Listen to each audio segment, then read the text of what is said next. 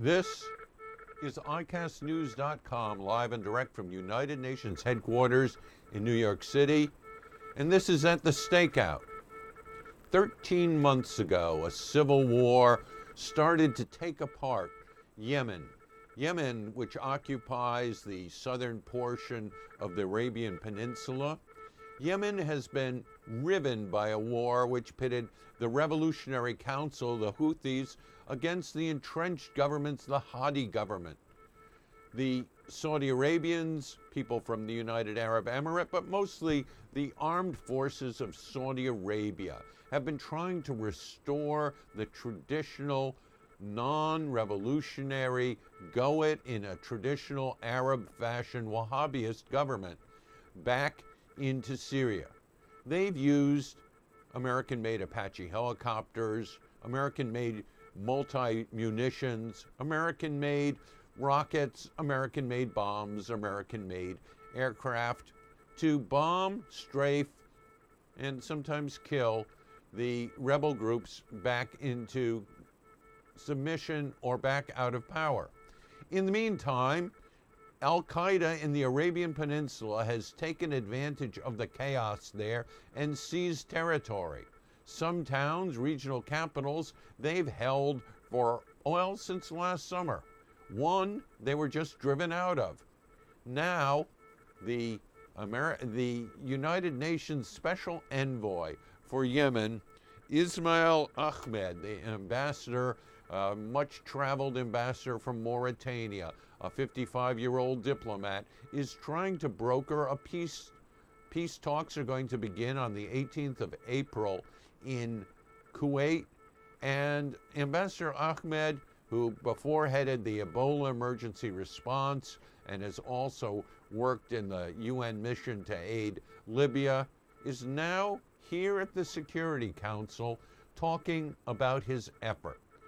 The Security Council was in open session. Now they've gone back into closed session.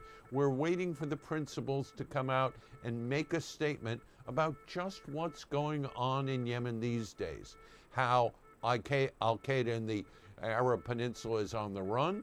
Perhaps they will talk about the rumors that are swirling that the United Arab Emirates have requested that the United States provide military aid, Navy and Air Force power to smash further the Al-Qaeda in the Arabian Peninsula and to force back the kind of normality that the Saudis want and the Arab forces surrounding Yemen want to see restored. This may be the end of what is being called the Arab winter as opposed to the Arab spring. Arab winter beginning last March and destabilizing an important region of Africa, beleaguered Yemen. Let's take our time and see what will happen. This is at the Stakeout.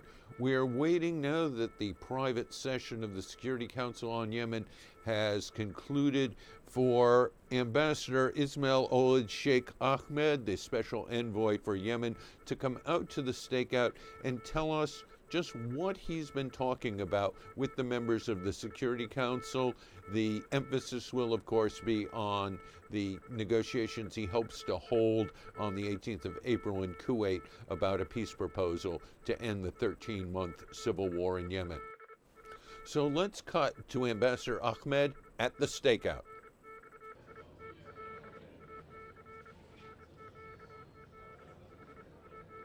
Let's just check to make sure we have sound. Well, here comes Ambassador Ismail Osid Sheikh Ahmed out of the consultations. He's approaching the microphone, and let's hear what the ambassador has to say. He's got his crew with him. They're probably waiting for journalists to appear. He looks like he has a written statement to start with. مساء الخير وشكرا لحضوركم. Arabic, so let's see what لقد أطلعت مجلس الأمن على آخر تطورات الملف اليمني. هذه الفترة حاسمة ودقيقة بالنسبة لليمن. فنحن اليوم في مرحلة مفصلية بعدما يقارب الأسبوع على وقف الأعمال القتالية وساعات قبل انعقاد الجولة المقبلة من محادثات السلام والتي آمل أن يتمكن الأطراف خلالها من التوصل إلى طريق واضح لإنهاء العنف في البلاد. بعد أشهر من المفاوضات المتواصلة بدأ تطبيق وقف الأعمال القتالية في منتصف ليل 10 نيسان إبريل، ونأمل أن يؤمن بيئة مؤهلة للمناقشات وفرصة للتوسع أكثر في المساعدات الإنسانية. إن التزام الأطراف بوقف الأعمال القتالية يشمل التزامهم بالقانون الإنساني الدولي الذي يضمن التنقل الآمن والغير مشروط العاملين في الحقل الإنساني، وأنا أحث الأطراف على تسهيل عمل المنظمات والمشاريع الإنسانية لتوصيل المساعدات إلى كل أنحاء البلاد. إن المحادثات التي سوف تنطلق في الكويت ب18 أبريل نيسان الجاري تهدف إلى التوصل إلى اتفاق شامل لإنهاء الصراع واستئناف حوار وطني جامع وفقا لقرار مجلس الأمن 2216 وقرارات مجلس الأمن الأخرى ذات الصلة. سوف ترتكز المحادثات على إطار يمهد للعودة إلى حل سلمي بناء على مبادرة مجلس التعاون الخليجي ومخرجات مؤتمر الحوار الوطني، وسوف تبنى على ما تم مناقشته والاتفاق عليه مبدئيا في بيال في ديسمبر 2015. إن خطة العمل المطروحة تشكل هيكلية صلبة لاتفاق سياسي جديد سوف يساعد اليمن واليمنيين على الاستقرار والعيش بسلام. أخيرا أدعو الأطراف إلى الحضور إلى الجلسات بحسن نية ومرونة من أجل التوصل إلى حل سياسي ومخرج نهائي من الأزمة الحالية. إن طريق السلام قد يكون شائكا ولكنه سالك وممكن، وعلى الفشل أن يكون خارج المعادلة. شكرا. Thank you. Two questions. One on Iran's role in the Yemeni conflict. Do you see that Iran, who is accused of smuggling arms to the Houthis, can play a positive role? Are you talking to them? And how do you see any kind of participation by Ali Abdullah Saleh in these talks? Thank you. Thank you very much. First of all, I would like to say that I have visited Iran twice during my tenure as Special Envoy for Yemen. And every time I have visited Iran, I have received a very strong welcome and a lot of support from the government of Iran. In addition to that, I am in touch on a regular basis, almost I would say at least once a month, with Deputy Minister of Foreign Affairs, Amir Abdul Hayyan, who has been conveying the support of Iran for political solution. As we have explained in the past, nobody anyway is invited to the talks as per se in terms of the international community. The talks will be between Yemeni parties with the facilitation of the UN. There are a number of international partners who will be in Kuwait to support us outside of the room, but there will be no invitation to anybody to be part of the discussion. In regard to a specific question, the GPC representing Ali Abdullah Saleh will be present and has been present all along, and they are represented by the Secretary General of the party, who is Arif Zuka, and somebody like Dr. Al-Qurbi, who used to be Minister of Foreign Affairs. So Ali Abdullah Saleh has a very strong representation in terms of the party, the GPC, at the table, and they are very much part of this process in order to find a solution for the talks. What do you make then of his public comments? On March 26th, when he held a major rally in Sana'a, he said no more working with the UN or the UN Security Council directly. I mean, I'm sure you're aware of that. Was that just bluster, or what's your interpretation? I think personally it is, I have to say that, as I said all the time, I don't deal with what I call the press statement or public. What I deal with is what I hear in diplomatic discussion in the room of negotiation, and I have to say so far the GPC, which is the party of Ali Abdullah Saleh, has been extremely positive on their attitude toward the negotiation and have been very supportive. Actually, there were moments where I found their participation constructive in terms of the acceptance of the 2216 as an example. And this is how I deal with them. Please. Yes. 1 minute. Next. Yeah. Can you just give it to him? Sorry. If you allow me, I will ask you the question in Arabic. أهلا وسهلا. أهلين. I think زميلي already asked ما هو الدور الذي سيلعبه في المستقبل علي عبد الله صالح في اليمن؟ بالنسبة للمستقبل، نحن لا نقرر لليمنيين من سيلعب دورا مستقبلا في المستقبل يعني في اليمن. هذا قضية تتعلق باليمنيين، واليمنيين وحدهم هم من يقرر ذلك.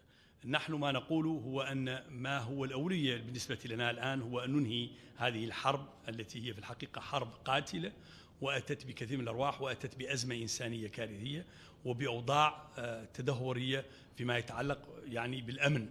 وهذا هو الأولية بالنسبة لنا. الأولية ليست أشخاص ولا من سيلعب هذا الدور الذي سيقرره اليمنيين. وأرى أن القضية ربما ستطرح مثل قضية علي عبد الله صالح وغيره، ولكن هذه قضايا تتعلق باليمنيين وستترك لليمنيين في رأيي الشخصي. لكن الأمم المتحدة وضعت اسم السيد علي عبد الله صالح على قائمة العقوبات، وبالتالي الأمم المتحدة وأنت تمثل الأمم المتحدة في المفاوضات، هل وفد الذي يمثل علي عبد الله صالح قد ذكر لك أنه أحد الشروط المشاركة أو للحل السلمي في اليمن أن تلغي اسم السيد علي عبد الله صالح وابنه أو صالح الحوثي من قائمة العقوبات أم لا؟ نعم، هذه القضية لم تطرح أبدا في النقاشات التي حصلت إلى حد الآن بيننا مع الوفد اللي هو وفد المؤتمر الشعبي. لم تطرح قضية العقوبات أو نزع هذه العقوبات، والقرار كما تعلمون هو قرار مجلس الأمن، هو من يقرر هذه العقوبات، وهو في النهاية من يأخذ قرار في إنهاء هذه العقوبات. والقضية لم تطرح معنا يعني في محادثاتنا السابقة مع المؤتمر. Well, Sheikh Ahmed, it seems that the UK proposed certain language for a PRST, but maybe Russia is not on board. How important for you today or between now and Monday is to get an outcome from the Security Council to support the round of talks in Kuwait? So it's very important to realize that I don't comment on discussion between the Security Council members. It's up to the Security Council member to respond themselves if there are, the language or the timing.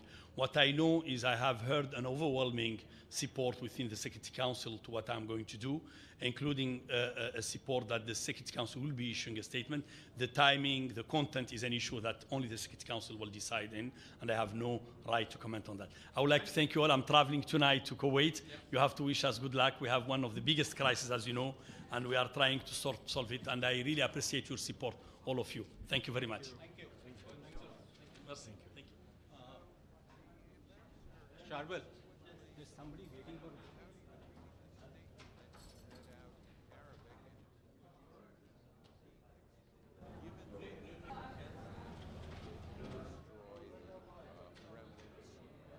Al-Qaeda in the Arab Peninsula. He's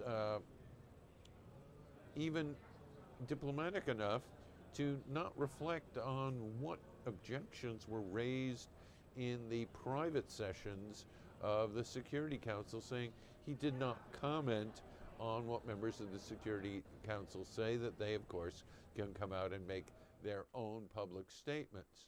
So it remains to be seen just how the important negotiations he's going to be holding in Kuwait will evolve, but there's a note of hope, and the war that's gone on for some months, 17th or 26th of March, it's hard to decide when this civil war began, but there have been real tragedies, not only the people killed in the insurrection itself, but victims of cluster munitions that the Saudis deny using, people killed in hospitals.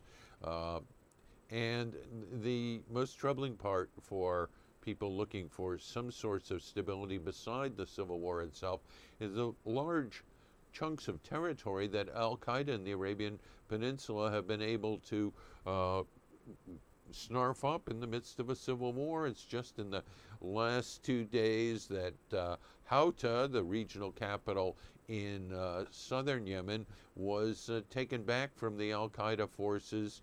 The Yemeni forces, the government-backed Yemeni forces, with Apache helicopters provided by Saudi Arabia in the forefront, recaptured a town held since last summer. The Saudi ambassador to the United Nations, Ambassador Abdul al-Mulyanim, said the other day in a side discussion that this reporter attended that the war was winding down. that peace negotiations would be happening, that the Hadi government would be returning to power, and the 800-pound gorilla or 800-pound elephant in the Yemen civil war zoo is the Saudi government with its rich supply of riches, its American-made weapons, its demand that the southern part of the Arabian Peninsula be in the hands of people loyal to a more orthodox form of rule and perhaps religion, a more Wahhabist kind of persuasion. In the meantime, if you read Human Rights Watch, there have been atrocities committed by both sides, but by the Saudi sides notably. And everyone is looking for another war to be concluded. So will the Yemeni peace talks in Kuwait, scheduled to start on Monday, take hold? Will they surprise us as the cessation of hostilities that went into effect on the 27th of February has by holding so long in Syria? That remains to be seen. The news for those in the West is that it appears Al-Qaeda in the Arabian Peninsula is in part on the run, and that under a very able United Nations seasoned diplomat, Ambassador Ahmed, that negotiations will begin in Kuwait on Monday, April 18th. You heard it here. You heard it from the ambassador himself at the stakeout. For ICASTnews.com, live and direct from United Nations headquarters in New York City, for At the Stakeout, I'm Jonathan Sanders.